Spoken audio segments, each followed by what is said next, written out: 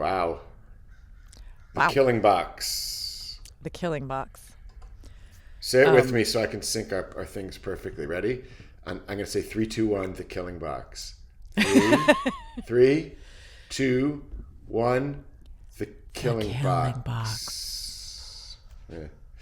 Okay. That was a huge. I mean, that's a huge episode. It's obviously the season. Yes. It's obviously the season Midseason finale, and we talked about this last time. But the kind of narrative device of people turning and heading back into the flames. Yeah. It's a continuation of that idea. Right. I mean, obviously now Kellerman is on their team and they're going after Reynolds. So it's like they've like you were talking about during the rewatch. Oh, the onion peeling, like who's behind the person behind the person. Yep. At first they were like, we're going to get you exonerated. Let's fight like hell. Now they're going to take the president down. Now it's time to take down the president of the United States. Amazing. And I mean, the ace in the hole is brilliant. We'll get to this after the index so people have a chance to listen to the rewatch. But do you want to start by just explaining to people what a mid-season finale was? Because it's very much a live TV event. Yeah. So with shows that had about 22 episodes, they would do, I feel like maybe 24 or Prison Break invented this. I honestly don't know. That they would maybe do two things. They would take a break after episode, let's say 13, and it would go off the air for maybe a month. There'd be a lot of press around it, and that episode would have some huge twists and turns and, oh my gosh, what happens next moments. And essentially what it does, it accomplishes a lot of things. It builds suspense for a show that people needed to see every week. Yeah. Right. A kind of water cooler show. This is why you have to tune in live. Yeah. And then it allows people to get caught up. Yep. It allows production to get caught up, which is a huge thing. It allows the writers, production on the ground, and the editors to get caught up because, laying track on a moving train is very complicated.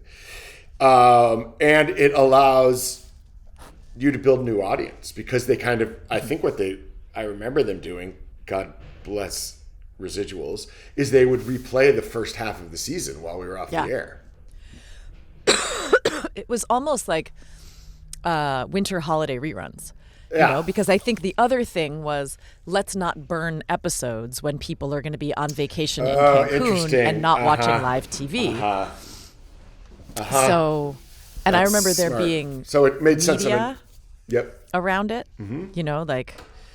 I've got actually a couple videos of some stuff from season 1 of just that I took of magazines. I think we were on the cover of EW and it was the show was back for the second half of the season. And so it was another press blitz and stuff. And I remember them advertising it as mid-season finale. Absolutely. So then people are really like, oh, I got to get caught up. I got to watch it. And then obviously this is a huge twist. Yeah, and it definitely sets up for a show as plot dense as Prison Break. It sets up. So the first half of the second season was we left them on an airstrip running for their lives. What do they do now? And the second half of the season, as you pointed out, is now the driver is we're going to turn around and we're going to take it. We're going to take the fight to them. And so, okay, so with that in mind, so much changed. And I'm relatively sure that in the filming of this episode, this is when I realized I was pregnant. Oh my goodness. Yeah.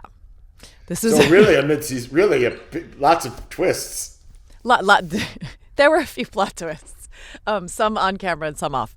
So, do you want to index us so that we... Yes. Ready for the Adelstein index for episode 213. The Killing Box first aired on November 27th, 2006. You're right. So it's right around the holidays, which is presumably Thanksgiving. Written by the great Zach Estrin and directed by Bobby Roth. Fun fact. Bobby Roth directed more episodes of Prison Break than any other director. Wild, That's right? 15. Even Kevin Hooks, our producing director for most of the first 4 seasons, came in at 14. That's a whole lot. The next closest directors came in at 5. So Bobby, big influence on the show, is what we're saying. And episode 213 was Bobby's 5th. That show drew 9.62 million viewers, exactly the same as last week's episode against the regular competition in the 8 p.m. slot. To recap the mid-season finale extravaganza, this is long, but there's a lot that happens. Although, worth pointing out, no C-note in this episode, no haywire in this episode. So much happened with the brothers that there wasn't a ton of real estate for that. Right. So when we left Michael and Lincoln... You okay? Excuse me, I've got a frog in my throat. Yep. When we left our heroes, Michael and Lincoln had been T-boned by Mahone, who's intent on killing them. So when we pick up, before Mahone can take his shot, surprise, the police arrive, the Border Patrol. They arrive, they arrest the brothers. Kellerman convinces Kim to give him one last chance to kill the brothers during their police transfer back to Fox River. Kim gives Kellerman permission, and then, another surprise, Kim double-crosses him, instructing Mahone to kill Kellerman after the brothers are dead.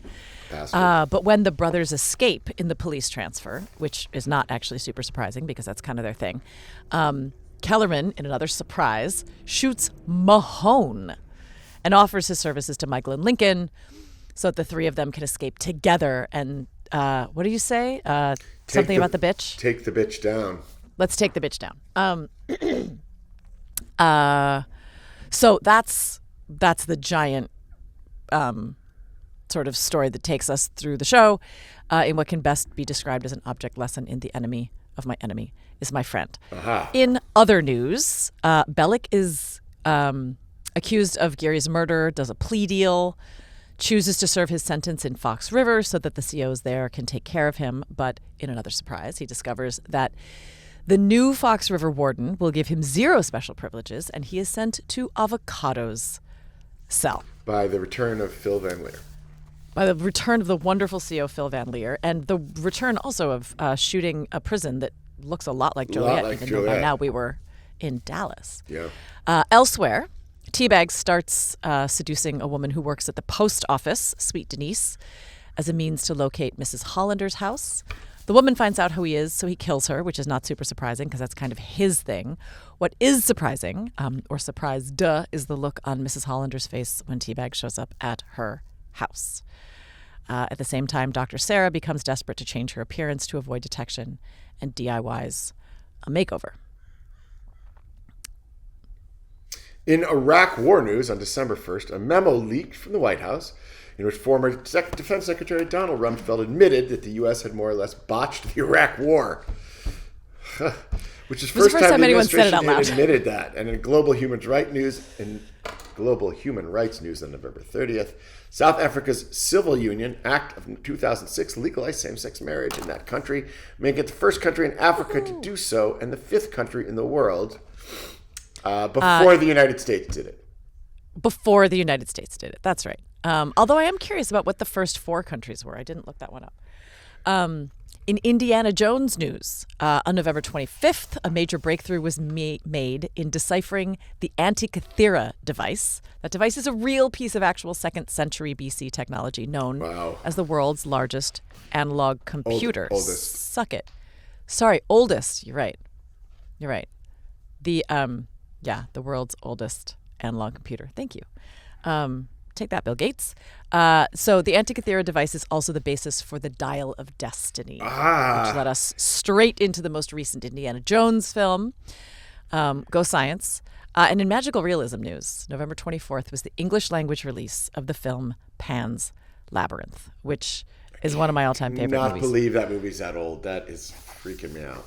Yeah, it's so astonishing. It was directed by Guillermo del Toro. It was a masterpiece. It would go on to win 3 Academy Awards and be widely praised by critics around the world. So that's what was going on around the time the episode aired. We'll be right back to talk about the episode itself. We'll be right back to talk about the episode itself. And we're back. I am looking up Denise, who is played by Silva Callies. Has she been in anything else? Who was married to Jude Cicolella, who was a series regular on 24. Interesting enough. She was heartbreaking. So while you're looking this up, she played Denise. She was in a movie Denise. I was in. That's why I recognize her. Oh my God. It's 6 Degrees of Paul Adelstein. Return to Zero. In 2014, she's also been on every TV show imaginable, Prison Break, and then after Prison Break, Big Love, Desperate Housewife, Bones, Cold Case ER, Rizzoli and Alice, Southland, NCIS, CSI, Crime Scene Investigation, Boned, on and on. What's her name again? Silva, Sylva. Silva. Collegian, Kelegian. She's wonderful. She's Armenian. She was fantastic. And the thing that was going on with her and Teabag in this episode really, to me, sort of spoke to the heart of the episode in a lot of ways. This idea that of like the tender things we're trying to protect and connect. Does that make sense? Yeah, but go on, say it. Well, I mean, we were talking about it in the rewatch, but there's this beautiful moment where Denise genuinely kind of like opens up, and you see Teabag like receive it and love it and want to be gentle and safe with someone's broken bits because he's so broken. Yeah. There's that moment between Michael and Lincoln of, do you regret it? There's that vulnerable moment of Sarah leaving that message for Michael of saying, I need you, that you pointed out as the first time she's ever said. There's Kellerman, I think, expresses it differently, but there's a massive pivot for him of like, now I'm out in the cold. I think you see a lot of it in Mahone, this very broken part of himself that he's trying to navigate and protect, and that makes him vulnerable. And I think, what am I saying? It's the vulnerabilities that make us, it's our soft parts that make us vulnerable. It's also the only reason we care about these characters. Right, and you know, even though it's said sarcastically, Kim says, you know, so we can all get back to our families. You know, Balak says, I want to be near my mother, which is obviously a ploy to get to Fox River. But there is this motive, you know, there's these peaks into the motivations. There's also, I think, the thing with, sorry, what were you going to say? Well, I think it's a ploy to get near his mother, but it also is kind of true. I mean, what I think is smart is that what I love about Zach's writing, there's a version of this that's just action, double crossing, betrayal. It's very smart. It's very slick. It's very da-da-da-da-da-da-da. But he also threads through these just like these moments where you love Denise. Yeah. And I think, who you're never going to see again. And I think as you say that, what I realize is that, you know, this would work, right? As Mahone wants to kill the boys because they've humiliated him. Mm-hmm. Kellerman wants to kill Kim because he's cut him out. Mm-hmm. And, you know, Teabag wants to kill Denise because he's a psychopath. All those things are actually to get to something else. Mm-hmm. Mahone needs to kill the boys so he can get home. Kellerman wants to get back, go through Kim so he can get to Reynolds. Like there's these, you know, Teabag has to get through Denise to get to Mrs. Hollander. And so there's the kind of laying in the humanity even in the midst of these, for lack of a better term, dastardly deeds. And I would even argue that it crosses his mind that she's the next Mrs. Hollander. You think? Like, if she hadn't... When he hadn't says, seen the picture? I really wish you hadn't seen that. I want to believe, and I don't know why, but I want to believe that he genuinely, like, would have given it a shot. That he found someone broken who will accept what he has to give, and they can be sort of broken and sweet together. and she idolizes him, and he wants that, and that, like, there's almost that. That's what I always love about Teabag, is that there's this sense that, like, not that I'm suggesting anyone should just overlook all the dead bodies and pedophilia and horrible things he's done. But you do get a sense that there is genuinely a part of him that wants to be rehabilitated and wants to be deeply embedded in a safe family dynamic. And maybe if he had that, he'd stop killing people. Yeah. Sorry. I feel like, again. Is he capable? And, the answer seems to be no. And I said this on our rewatch. I'm going to say it again. I freaking love Kellerman in The Cold. Kellerman in The Cold with his kind of like half wise guy, half like. He seems different. He seems different to you.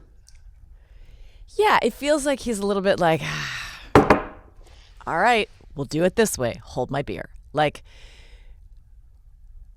there's a reluctant vigilante vibe to it that I like a lot, and I misread it at the beginning as, oh, he's got Kim right where he wants him and he's got a plan. And by the end, you're like, oh shit, those are both true things, but the plan is not. The plan is I am done taking orders from you. Yeah. I just think it's really cool. It's really fun. It was a huge thing for me personally. I didn't realize. Well, when I read it, I remember being in my apartment in Dallas when I read it, and being so fucking psyched, for lack of a better term. Yeah. There's a thing too where there's again the meta thing, which is like Kellerman is stepping into the boys' lives, right? And it's a step up for him in a way. And like I was moving from B story to A story. Like okay, it's just like, oh, I get to go play with the starters. Right. Not that there was. You're on the lineup. Yeah, not that there was a hierarchy in that way, but you're just like, oh, I'm in the A story now. Like that's amazing. I was never have read a script that way because I wasn't new enough to it. But like, but it's it's a smart reaction. I don't know if I could have identified it that way, but it was the feeling of like, how we talk about all the time. We talked about it with Ling last week. Like we were all in these different shows. Yep. Suddenly I'm in a show with them. Yeah. Like suddenly I'm in kind of for the first time. For 100% for the first time. I mean, I had the one scene. Ran around a parking lot with Lane. I mean, not with Lane, with Link. I mean, shooting him with I put my hand over his mouth. That was basically it. Yeah, I guess so. Yeah. So it was exciting on that front. And then I remember feeling the explosion of, maybe it was online. I don't remember if it was like Television Without Pity or what, but it was the explosion of attention. Oh, interesting. Given, like, my character had massive effect on the storyline before, but not like that. Well, and also you're on the side the fans are on now. Correct. You're on Team Michael instead of against Team Michael. This is where I got the, I hated you so much, and then. Oh, wow. And it would have been pretty instant. I mean, because when we're shooting this. I also, Yeah. Just time-wise. Oh, yeah. We were shooting this in late October. We were shooting this in early November. And it aired 4 weeks later. Yeah. I also think that, to your point, I don't think I wouldn't say on purpose, but these things all work together in good writing, is that Kellerman's been out in the cold for a couple of episodes, and that does garner him a little sympathy. Like you said, by putting a boss and an enemy above Kellerman, I'm not saying this is why they do it, but suddenly he's not the bad guy pulling the strings. There's a bad guy above pulling the strings. He's the victim of the same kind of process. So he becomes a more sympathetic character. And you just saw him. You saw it cost him something to do his job, in the taking of, in the fact that he didn't shoot Sarah when he could have. There's a little bit of humanity, and I think the show is very good about opening a crack of humanity, and then leaning all the way into it. Not to mention, you're about to be a lot less bored in Dallas, just because, like, you know, you had been working like a day or two, and all of a sudden it's like, oh, now you're kind of full time. Yeah, it was very exciting.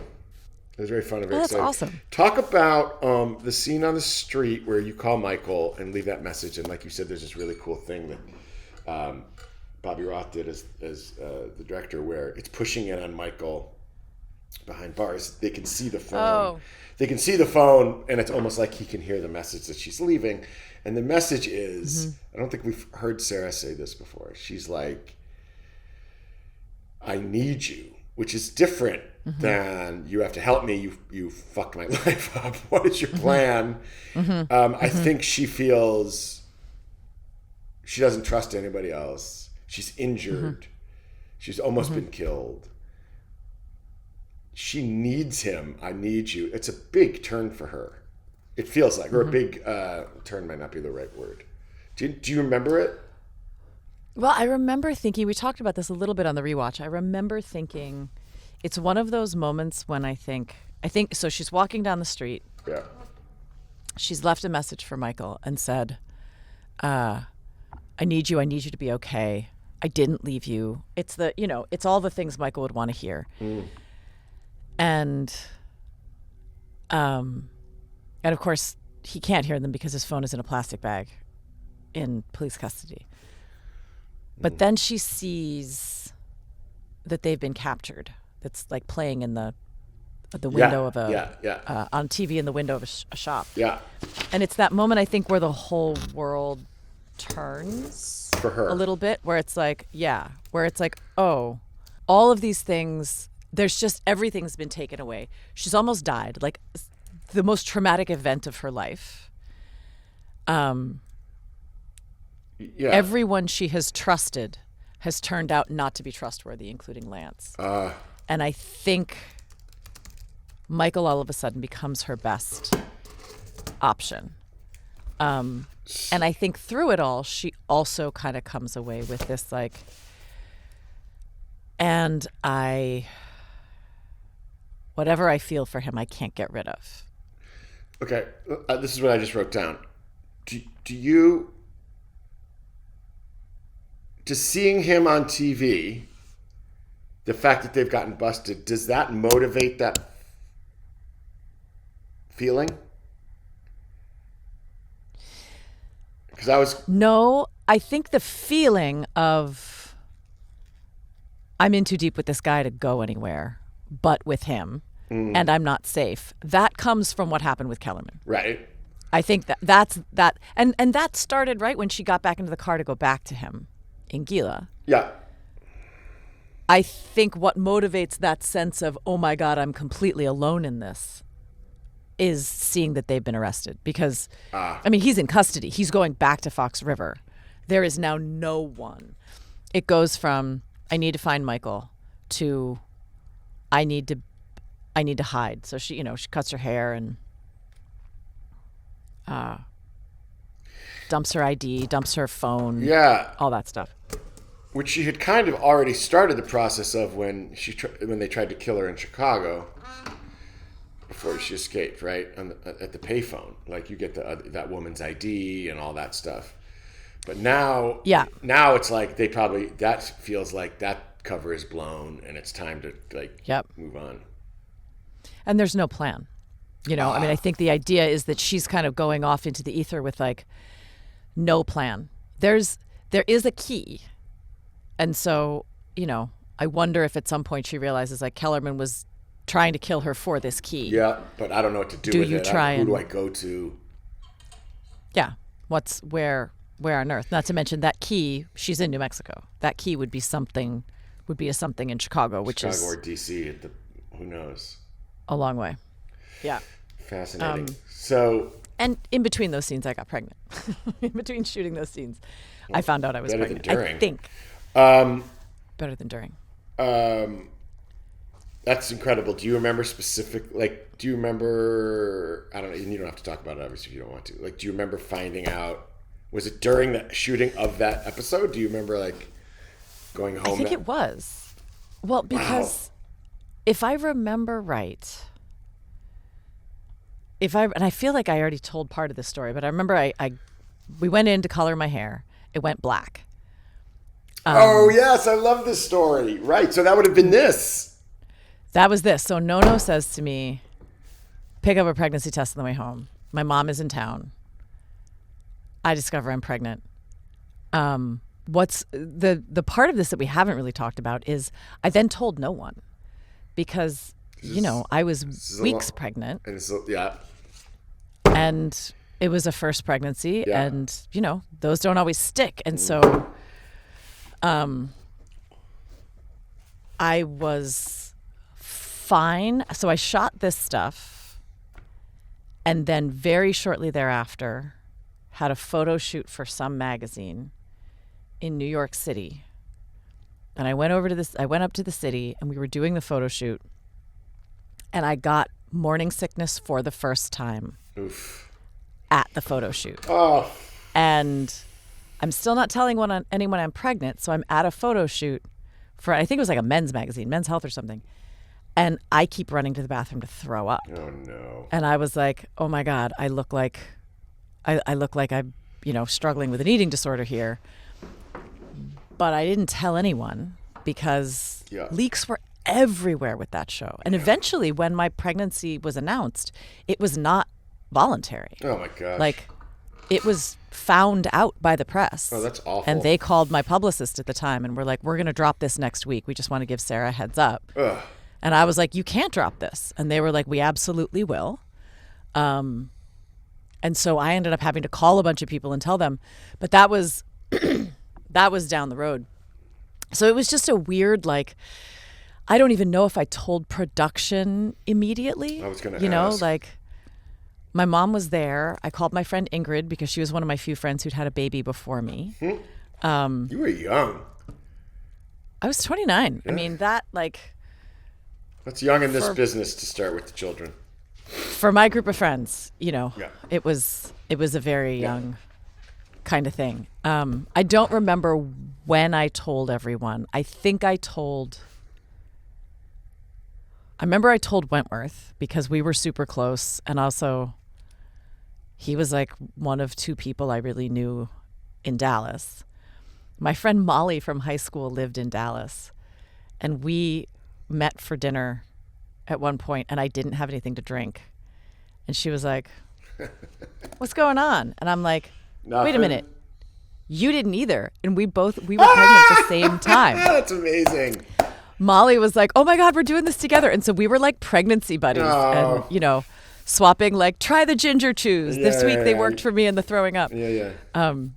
It was this. How old is that child now? The child is currently 17 and going to university in the fall, which is so okay. Wow. So confusing. I don't think, to make it about me, I don't think I knew when we shot the train stuff, which I feel. I don't think I did, Sarah, because I don't remember being, as we realized in the bathtub scene, maybe I'm just not that careful. But I don't remember having to be you're totally careful. I don't remember feeling concerned for your safety in that way. No, but there was a train seat between us. Right. Also, you're choking me. I didn't do anything to you. Right. I cannot remember when I told production. I'd have to go through. And that's going to be, especially as the season, especially when we start talking about season 3, which obviously as we get into the second half of season 2, we will. Yeah. It's going to be an interesting story for you to tell as much of it as you want, because pregnancy was looked on a little differently then. For actresses. Actresses by studios in the midst of shows. Yeah. I mean, it was It was head twisting and confusing. And we can talk Wentworth about it was amazing. As much or as little as you want. No, for sure. I mean, I have a very strong memory of where and when I told the crew. I wonder if I'll know the scene when I see it. But I remember like coming to work, and it was after the train stuff, well after the train stuff. And I think I was so tight-lipped with it. I don't remember if I told you. I don't think so. I think I just told Wentworth. I think he was the only person on the cast that knew, because the idea of like having to then deal with everybody's emotions if the pregnancy was miscarried, like it was too much. Also like I was 29 and super healthy. Do you know what I mean? Like apart from the morning sickness. Yeah. I was like, I don't need accommodation. I don't need anybody to. Pardon my gestational ignorance, but were you showing by the end of the season? Yeah. Barely. I mean, I was also like, I started before I got pregnant. I was in the best shape of my life, and so, you know, there's a scene that we'll get to where the fans, the thing they noticed is like, my top got bigger the way happens. And I remember there was something, Wentworth sent me something, some Television Without Pity thing that was like, there was a debate going on about like, did Sarah get a boob job or is she pregnant? Wow. And I was like, well. The internet. The internet. We'll get to some of that stuff more. Did you... we can get to some of that stuff. We have more to talk about, but I wanted to talk about Television Without Pity for a second, but maybe we should continue on the episode. No, please. I found out about Television Without Pity during season 2 because Wentworth, I don't remember what we were talking. We were on the phone actually, sharing thoughts about some scene, or I don't remember what it was. We got pretty close, and he was like, "If you want to feel good about yourself, you should go check this website out and look at this one comment or something." Oh, nice. Yeah. So it was something about Kellerman being handsome, or them calling me the magnificent. They started calling me the magnificent bastard. Really? Yeah, which is from one of my favorite movies. It's from Patton. The magnificent bastard. That might be all I ever call you. Calls Rommel. He's like, "You magnificent bastard." It's like, but then I started reading Television Without Pity quite a bit, and then I thought, this isn't good for me. That's not good for you. No. But it was really the beginning of that, and I remember listening to Craig Wright and John August's podcast, the screenwriting podcast. Oh, yeah. And they had a woman on there who's now a screenwriter, I think, but she wrote for Television Without Pity and then became like the writer at Gawker. And she talked about, I didn't realize how television, like all those Television Without Pity writers who were like in their early 20s and just basically just blogging. A lot of them went on to be critics and writers. And that it was really one of the first online forums for that kind of interaction and that kind of like half snarky, half fun recapping. Well, because what was their tagline? Spare the snark, spoil the networks. Something like that. Like it was so snarky. And I also knew... But it was also smart. Very smart. And I also knew that the networks read it. Yeah. I knew that it became important to them, and it was before, that any kind of algorithmic tracking of that kind of thing. And looking back on it, like as we've talked about so many times, like the confluence of this show and the internet kind of developing at the same time had definitely had an effect. Did you read any of that stuff? Wentworth would send me stuff periodically. I think season 1, I was fascinated. But I don't read reviews, and it very quickly became... Yeah. I was like, this isn't good for me. Yeah. And to be honest, it wasn't good for me because a lot of it was positive. Yeah. And I was like, I could get addicted to this. Yeah. And now all of a sudden, I just want people to love me. Constant juice. Yeah, it's dangerous... It's the wrong kind of dopamine. Yeah, that's right. Not that there are different kinds of dopamine, but I know what you mean. It also, I'll be honest, I also backed away from it at a certain point because I saw it hurting him. Oh. You know, like he was really isolated in Dallas, and like socially, he didn't really participate much outside of hanging out with you or hanging out with me. And so, you know, like as Lane was talking about, like the guys all just got super tight and they had this, you know, kind of like deep social life with each other and whatever. And there's no doubt in my mind Wentworth would have been welcome there. But it just wasn't his scene. He wasn't. You know, Yeah, and he so wasn't comfortable with he it. chose to not participate in that. And so Dallas specifically was quite isolating. And Yeah. especially because he was so famous Yeah. from the jump Yeah. as soon as we got there. And we weren't sequestered in the prison anymore. We were out shooting on location, and fans different would vibes show and up different vibes in Dallas for sure. 100%. So I worried about Television Without Pity with him, and I was like, I'm going to back off of this thing because I just, you know, I didn't like that sometimes it hurt him. Have you ever eaten an apple with a knife like Kellerman does? Every time we go hiking, my husband will serve up an apple with a knife. Sure. I don't know that I've done it personally. Was it a choice based in? I have no recollection. I can't, it doesn't. I know that at it looks one fucking cool. point I got into knives a little bit. Oh, yeah, that makes sense in Dallas because there were all those. Like, Yeah. I went to my first gun show. And I'm a camp, you know, I go camping, and so I was into like these Gerber knives and shit. But I can't. It just doesn't seem. I think that's a Zach Estrin thing. I honestly believe it's one of those things that they put in the script. Yeah. I can't. It does tell a story. I don't know. It doesn't. It seems Kellerman-y to me. I don't object to it, but I don't think it's something I would have been like. Do you eat apples with knives? Yes. Oh, I buy that. Not like that. Oh. You're not supposed to cut. How else do you eat an apple with a knife? Don't cut towards your own thumb. Oh, I see. I will say it was the moment where I was like, this is a different Kellerman. That's it was interesting. such a different physical piece of business that I loved it. I'm so here for the new Kellerman. He's really letting loose. Well, and also, like, boy, did he heal quick. You know, like him running around, like he's got a burn.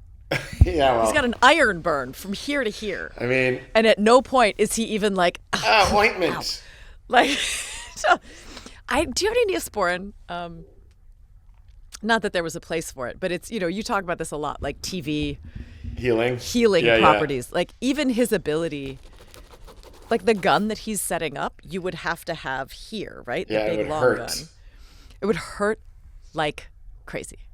I mean, that's a 3rd-degree burn, right? I mean, probably the buttons have melted to your Oh, skin. golly. Okay. Yeah. Right? It's horrible. Because Heather. Do you remember Heather? We can keep going on this. Heather Makeup. Heather Makeup. Oh my God, she was so sweet. So sweet and kind of a genius. Loved her. Kind of a prosthetic. With prosthetics? Yeah, silicone genius. And she built like creatures and would go to creature shows, and she was one of those no people. way. Yeah. She was really, really talented. I talented. loved Heather. Yeah. Heather, wherever you are, we love you so much. Hey, we've got a couple of fan questions. Yeah, let's take a quick break and come back to Do you want to take a little break and then okay, cool. All right, be right back.